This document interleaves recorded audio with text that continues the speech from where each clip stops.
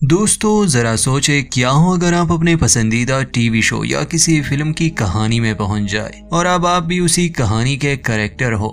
बचपन में ही सही मगर काफी लोग इस तरह का सपना देखते जरूर है कि काश वो अपनी पसंदीदा दुनिया में चले जाए। आज के फिल्म का कॉन्सेप्ट भी यही है मगर इसके पीछे लॉजिक है, तो अंत तक जुड़े रहिए। इस कहानी की शुरुआत होती है और हमें कुछ टीवी चैनल्स की झलक दिखाई जाती है और आखिर में एक black and white family TV series जिसका नाम प्लेजेंट वैली मैराथन था। ये एक अमेरिकन फैमिली ड्रामा था जिसमें प्लेजेंट वैली नामी एक टाउन की सिंपल सी कहानी चलती रहती थी। हमेशा की तरह इस कहानी के भी कुछ अहम कैरेक्टर्स थे, जैसे एक परिवार, जॉर्ज, बेटी और उनके बच्चे बड और मेरी सू। यहाँ एक रेस्टोरेंट था जहाँ मिस्टर जॉनसन काम करते थे, हाई स्कूल था, फायर ब्रिगेड वाले थे, टाउन का मेयर भी था।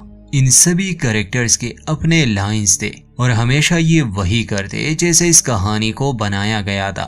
ये शो दिखाने के बाद हमें प्रेजेंट का समय दिखाया जाता है, यानी एक रंगीन दुनिया। यहाँ कहानी के दो मेन कैरेक्टर्स है, डेविड और उसकी बहन नतालिया। ये टीनेजर है, हाई स्कूल में पढ़ते हैं। नतालिया अपने भाई से काफी अलग थी, वो बोल्ड थी, ओपन माइंडेड थी और काफी लोग उसे पसंद करते थे। डेविड ऐसा नहीं था, उसे प्लेजेंट वैली जैसा शो पसंद था और स्कूल के बाद वो उसे ही देखने जाता था। उसे शो के हर कैरेक्टर और हर सीन के बारे में अच्छी तरह से याद था। अपने हाई स्कूल में उसे एक लड़की भी पसंद थी मगर आज तक वो उसे बता नहीं पाया था। इन दिनों डेविड और नतालिया की माँ टाउन से बाहर जाने वाली थी। डेविड के तो कुछ खास प्लान्स नहीं थे मगर नतालिया अपने स्कूल के एक लड़के को घर इनवाइट करती है। उस रात जब डेविड टीवी पर अपना फेवरेट शो यानी प्लेजेंट वैली देख रहा था तो नतालिया उसे जाने के लिए कहती है कि मेरा बॉयफ्रेंड आने वाला है और हम MTV पर कॉन्सर्ट एक साथ देखना चाहते हैं। रिमोट को लेकर दोनों बहन भाई के बीच झगड़ा हो गया, वो रिमोट टूट गया जिससे डेविड काफी नाराज हो जाता है। उस समय डोर बेल रिंग होती है। नतालिया को लगा उसका बॉयफ्रेंड आया है मगर दरवाजा खोलने पर उसके सामने एक बुजुर्ग आदमी खड़ा था जो कहता है कि मैं टीवी रिपेयर करने आया हूँ। दोनों बहन भाई हैरान भी थे कि आखिर ये इतनी जल्दी यहाँ आया कैसे। रिमोट को फिक्स करते समय उस बुजुर्ग आदमी हेनरी और डेविड की कुछ बातें होती हैं, खासकर प्लेजेंट वैली शो को लेकर। हेनरी डेविड से कुछ सवाल पूछता है और ये जानकर के डेविड को इस शो के बारे में काफी कुछ याद है, वो इसका एक सच्चा फैन है। वो डेविड से काफी इम्प्रेस हो जाता है। इसके बाद हेनरी डेविड को एक पुराना और खास रिमोट देकर चला गया। हेनरी के जाने के बाद एक बार फिर से बहन भाई के बीच झगड़ा हो जाता है और गलती से दोनों रिमोट के खास बटन को प्रेस करते हैं। देखते ही देखते ये लोग अपनी असली दुनिया से उस ब्लैक एंड व्हाइट टीवी की दुनिया में पहुंच जाते हैं। इन्हें तब अंदाजा होता है जब इन्हें कोई रंग नजर ही नहीं आया। ये लड़ना छोड़ देते हैं और हालात को समझने की कोशिश करते हैं। यहाँ भी एक टीवी था मगर वो काफी पुराना था। टीवी पर वही हेनरी नामी बुजुर्ग इनके सामने आता है और कहता है कि देखो जरा तुम दो नमूनों ने ये क्या कर दिया। वो ये भी कहता है कि कोई बात नहीं डेविड, वैसे भी मैं काफी समय से तुम जैसा ही कोई ढूंढ रहा था, तुम्हें पता है वहाँ क्या करना है, कुछ गड़बड़ मत करना। डेविड बार बार उसे कह रहा था कि हमें बाहर निकालो मगर हेनरी जवाब में कहता है कि ये इतना आसान नहीं, बल्कि वो ये कहता है कि मैं अब नाराज हो गया, तुम मुझ पर चिल्ला रहे हो। जब तुम्हारे बर्ताव में थोड़ा सुधार आएगा, एक हफ्ते बाद हम बात करेंगे, तब शायद मैं तुम लोगों को बाहर निकालूं। ये कहकर हेनरी वहां से गायब हो जाता है। डेविड और नतालिया तो बस हैरान ही खड़े थे। असल में अब वो बन गए हैं बड और मेरी सू, यानी इस शो का एक हिस्सा। ये दोनों असल में बेटी और जॉर्ज के बच्चे हैं। डेविड जो कि अब बड बन चुका है, उसे शो की कहानी पहले से ही याद है, इसलिए वो नतालिया जो कि अब मेरी सू है उसे समझाता है कि हमें ऐसे ही एक्टिंग करनी होगी जैसे हम इस शो का ही हिस्सा है। तब उनकी माँ बेटी आती है और उन्हें कहती है कि बच्चों नाश्ता तैयार है, जल्दी से आओ। ये समय 1950 का है और आज के दौर से सब कुछ बहुत अलग था। लोग सीधे साधे थे। डेविड और नतालिया जहाँ से आए हैं वहाँ तो सब कुछ ऐसा नहीं। खैर उन्हें अजीब तो लगता है। नाश्ते के बाद इन्हें स्कूल जाना था। नतालिया कुछ ज्यादा ही परेशान थी क्योंकि आज रात उसने अपने डेट भी मिस कर दी। बड़ू से किसी तरह मना लेता है कि अब हमें शो के हिसाब से ही चलना होगा वरना हम कभी यहाँ से निकल नहीं पाएंगे। इतने में फायर ब्रिगेड वाले आते हैं। ऐसा लग रहा था जैसे यहाँ आसपास आग लगी हो, मगर असल में वो एक बिल्ली को पेड़ से उतारने आए थे। मैरी सू बर्ड के साथ बहस कर रही थी कि उसे यहाँ नहीं रहना, उसे अपनी दुनिया में जाना है। मगर तभी इस टाउन का एक लड़का जिसका नाम स्किप था, असल में वो मैरी सू को शो में पसंद करता था। वो हाय हेलो कहने आता है, जिससे मैरी सू का इरादा बदल गया, क्योंकि बाहर की दुनिया में भी उसका यही काम था, लड़कों को बचाना। और अब उसे स्किप मिला तो वो बर्ड की बात मान लेती है। इसके बाद ये दोनों स्कूल जाते हैं, क्लासेस लेते हैं। क्लास में जब टीचर इस टाउन की बात कर रही थी तो मैरी सू टीचर से पूछती है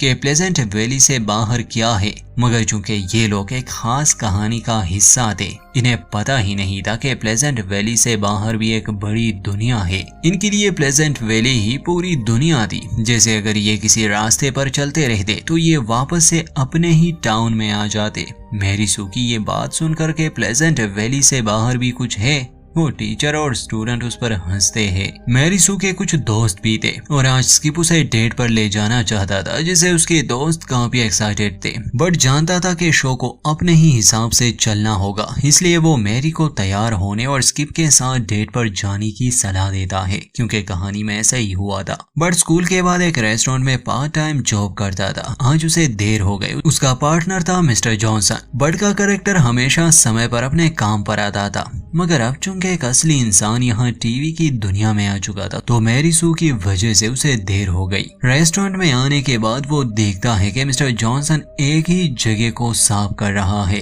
क्योंकि आमतौर पर बर्ड समय पर आता और ये लोग अपना काम शुरू करते, मगर जॉनसन बस कहानी का एक कैरेक्टर है, इसलिए वो आगे कुछ कर ही नहीं पाया, क्योंकि उसे पता ही नहीं था कि इस डायलॉग के बाद आगे क्या करना है। बर्ड उसे समझाता है कि अगर आइंदा मुझे देर हो जाए तो तुम मेरे बगैर भी काम कर सकते हो। शाम को दिखाया जाता है कि मैरी सू और स्किप नामी लड़का रेस्टोरेंट में आते हैं। बर्ड शो के कैरेक्टर में पूरी तरह से घुस चुका था, मगर आगे यहाँ सब बदलने वाला है।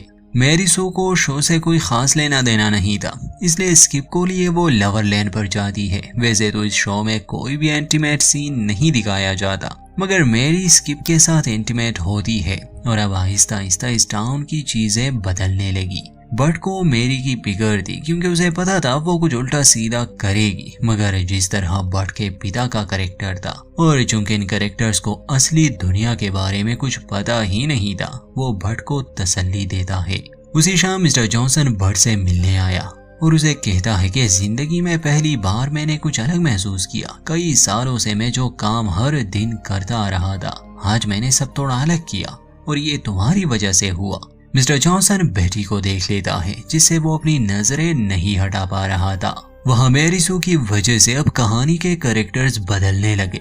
जैसे स्किप एक बास्केटबॉल प्लेयर था और उसकी टीम काफी अच्छी थी, वो कभी नहीं हारते थे, मगर जब वो अपने दोस्तों से मैरी सू वाली बात को शेयर करता है कि उन दोनों ने क्या किया, वो सभी बॉल को बास्केट में नहीं डाल पाते। यहाँ तक कि अब इस ब्लैक एंड व्हाइट दुनिया में लाल रंग नजर आने लगा था। टाउन के लोग घबराए हुए थे, मगर लवर लैंड पर जाना और ज्यादा हो गया। अब जितने ज्यादा लोग नए चीजों को जान रहे थे, इतने ही यहाँ के रंग दिखना शुरू हुए और जैसे जैसे रंग उभर रहे थे, ऐसे ही कहानी के कैरेक्टर्स की सोच भी बदल रही थी। जैसे बर्ड को पता चलता है कि मिस्टर जॉनसन को पेंटिंग करने का शौक है, मगर उसे इस बारे में कुछ पता ही नहीं है और बर्गर बनाना उसका असली मकसद नहीं।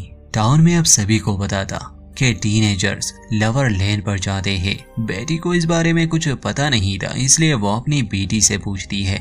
मैरी उसे सारी बात समझाती है और धीरे धीरे बेटी भी बदलने लगी थी। यहाँ तक कि उस रात उनके घर के पास वाले पेड़ में आग लग जाती है। बर्ड फायर ब्रिगेड वालों के पास जाता है, मगर शो में उन्होंने कभी आग नहीं बुझाई। उन्होंने बस बिल्ली को पेड़ से उतारा था, तो उन्हें अंदाजा ही नहीं था कि आग क्या होती है। बर्ड उन्हें सब समझा देता है और वो उस आग को बुझाते हैं। टाउन का मेयर बर्ड की इस बहादुरी की तारीफ करता है, उसे एक मेडल भी देता है। धीरे धीरे सब उसे एक हीरो मानने लगे, मगर लोगों के मन में कई सवाल भी थे, क्योंकि उन्होंने पहले रंगों को नहीं देखा था, आग को नहीं देखा था, और आग को बुझाना कैसे है। यहाँ तक कि लाइब्रेरी में जो किताबें थी वो सब खाली थी। तो जब बर्ड रेस्टोरेंट आता है, सभी लोग उससे जानना चाहते थे कि आखिर उसे ये सब कैसे पता। बर्ड उन्हें कहता है कि प्लेजेंट वैली से बाहर एक बड़ी दुनिया है, मैं वहां से आया हूँ वो ऐसी जगह है जहाँ रास्ते खत्म नहीं होते बल्कि वो तुम्हें कहीं और ले जाएंगे। अब जैसे जैसे बर्ड किसी चीज के बारे में सोचता और बात करता, वो इस दुनिया में भी सच होने लगा।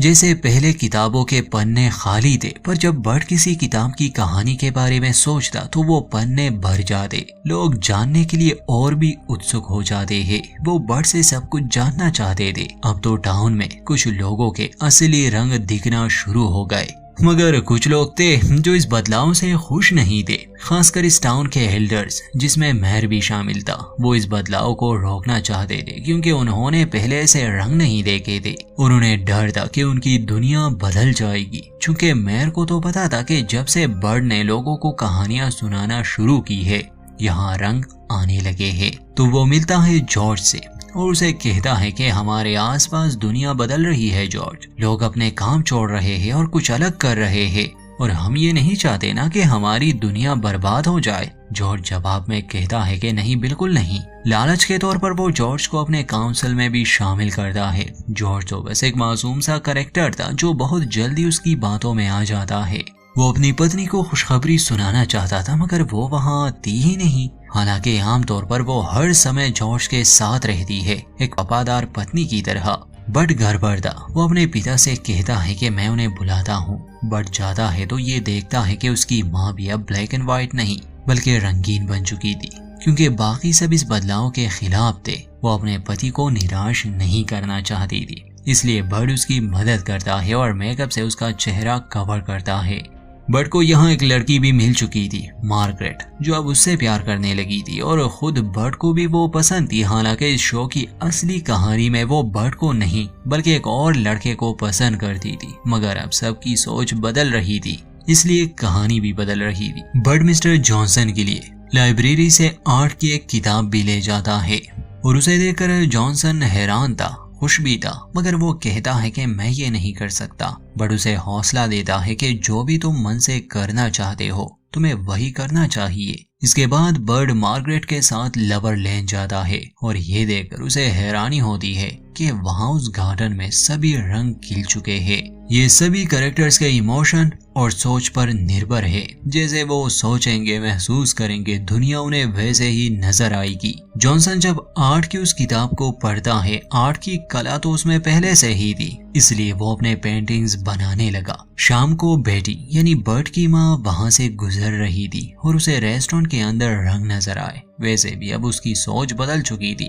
इसलिए वो रेस्टोरेंट में जाती है। जॉनसन का काम देखकर वो काफी इम्प्रेस हो जाती है और सच तो ये था कि दोनों को ही पहली नजर में एक दूसरे से प्यार हो गया था। वहाँ लवर लेन में जब बर्ड और मार्गरेट एक दूसरे के करीब आते हैं तो अचानक से बारिश शुरू हो गई, जो इससे पहले प्लेजेंट वैली में नहीं हुई थी और न ही यहाँ के किसी इंसान ने बारिश देखी थी, इसलिए वो घबरा जाते हैं। मगर बर्ड उन्हें समझाता है कि बारिश हमें कुछ नहीं करती, तुम इसमें चल फिर सकते हो। बारिश की वजह से बेटी भी रेस्टोरेंट में जॉनसन के साथ रह जाती है, मगर जॉर्ज जब घर आता है तो सब बदला बदला सा था। आज से पहले हर रात वो घर आता तो खाना उसके लिए तैयार रहता, स्वागत में बेटी खड़ी होती, मगर आज नहीं। ना तो बेटी घर पर थी, ना ही जॉर्ज के लिए खाना था, क्योंकि आज से पहले उसके साथ ऐसा कुछ नहीं हुआ। वो बार बार कह रही थी कि मेरा खाना कहाँ है।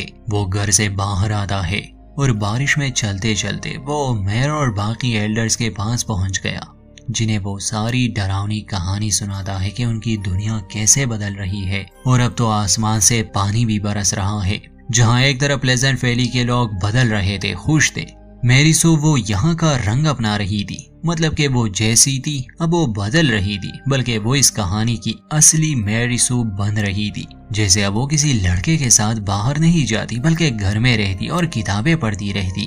उस रात मेयर और बाकी एल्डर्स फैसला करते हैं कि वो इस बदलाव के खिलाफ कोई कदम उठाएंगे। अगली सुबह जब लोग बाहर आते हैं, देखते हैं कि टाउन में काफी चीजें अब रंगीन हो चुकी है। रेस्टोरेंट के बाहर जॉनसन ने बेटी की एक पेंटिंग भी बनाई थी। बर्ड की उस हेनरी नामी आदमी से बात होती है जो अब असली दुनिया में है। वो बर्ड पर काफी गुस्सा था कि तुम सब बदल रहे हो बेटा और ये अच्छा नहीं, मगर बर्ड कहता है कि मैंने कुछ गलत नहीं किया, बस मैंने लोगों को सच बताया। बर्ड टीवी ऑफ कर देता है ताकि हेनरी उसे परेशान ना करे। शाम को जब टाउन के हॉल में मीटिंग हो रही थी तो मेयर का बेटा मार्गरेट और बर्ट से बदतमीजी करता है। बेटी और जॉर्ज के बीच भी सब खराब होने वाला था। जहां एक तरफ जॉर्ज ओल्ड पेशन और अपनी दुनिया में रहना चाहता था, दूसरी तरफ बेटी ने कुछ अलग ही एक्सपीरियंस किया और अब वो बदलना चाहती थी। मजबूरन जॉर्ज उसे कहता है कि अगर ऐसा है तो अब तुम्हें यहाँ से जाना होगा। पहले तो बेटी जाना नहीं चाहती थी, मगर जॉर्ज अपनी बात से पीछे नहीं हट रहा था, इसलिए वो चली गई। अब आधे से ज्यादा टाउन ब्लैक एंड व्हाइट था और बाकी के लोग रंगीन बन चुके थे, जिस वजह से वो उनसे नफरत कर रहे थे और उन्हें परेशान किया जाता। बहुत सी ऐसी चीजें तोड़ दी जाती है जो रंगीन हो, यहाँ तक कि एक दिन जब बर्ट की माँ को कुछ लड़के परेशान कर रहे थे तो वो अपनी माँ को बचाने आता है। एक खुशहाल टाउन अचानक से एक भयानक जगह में बदल गया, जहां लोगों से सिर्फ इसलिए नफरत की जाती क्योंकि वो बदलना चाहते हैं और उनका रंग अलग है। यहाँ तक कि अंत में मेयर के हुक्म से उन पर काफी पाबंदियां भी लगाई गई कि रंगीन लोग टाउन में ये नहीं कर सकते। उन्हें मारा नहीं जाएगा अगर वो रूल्स फॉलो करेंगे और अपनी सोच को वो और ना फैलाए। मगर बर्ड नहीं रुकता और अगले सुबह जब टाउन के लोग उठते हैं तो कुछ दीवारों पर बड़ी बड़ी पेंटिंग्स बनाई गई थी। बर्ड और जॉनसन ये कॉन्फेस करते हैं कि ये काम उनका है, इसलिए उन्हें टाउन के कोर्ट में पेश किया जाता है, जहां बर्ड सबकी आंखें खोल देता है और उन्हें बताता है, समझाता है कि कैद और दकियानूसी ख्यालों से बाहर आओ और महसूस करो इस दुनिया की खूबसूरती को। बदलाव हर इंसान के अंदर है, बस बदलने से हम इंसान डरते हैं। अपनी बातों से वो अपने पिता को बदल देता है, यहाँ तक कि उस मेयर को भी, और आखिरकार पूरा टाउन रंगीन हो जाता है। हर इंसान। अंत में दिखाया जाता है कि मैरी सू उसी दुनिया में रह गई और हेनरी की मदद से बर्ड यानी कि डेविड अपनी असली दुनिया में आ गया। और ऐसे ही इस कहानी का हुआ अंत। दोस्तों, इस फिल्म का बहुत ही गहरा मतलब है, बस शब्दों में बयां करना थोड़ा मुश्किल है। हर कोई इसे अपने नजरिए से देखता है, पर आप देखें ना, हम इंसानों का इतिहास भी कुछ इस तरह है। समय के साथ हमारी सोच बदलती है, नई चीजें होती है, पर समाज अचानक से बदलाव को बर्दाश्त नहीं कर सकता। ज्ञान और उत्सुकता जैसी बातें इंसान की फितरत में है। जैसे पुराने जमाने में जब साइंस आम लोगों को ज्यादा समझ नहीं आती थी तो वो इन बातों को एक्सेप्ट करने से डर रहे थे। हालांकि सैकड़ों सालों तक यही माना गया था कि हमारी जमीन यूनिवर्स का सेंटर है और सूरज हमारा चक्कर लगाता है। खैर, ऐसे बहुत से अजीब और गरीब कहानियां थी पहले, मगर समय के साथ साथ इंसान ने सच को जान लिया और खुद को बदलना शुरू किया, और ये प्रोसेस कभी रुकेगा नहीं, ये आज भी है। इस फिल्म की कहानी असल में हमारी दुनिया की है, खासकर सोसाइटी। उम्मीद है अब आप इसका मतलब समझ गए होंगे। वीडियो अच्छी लगे तो लाइक करें, चैनल को सब्सक्राइब नहीं किया तो प्लीज कर दें।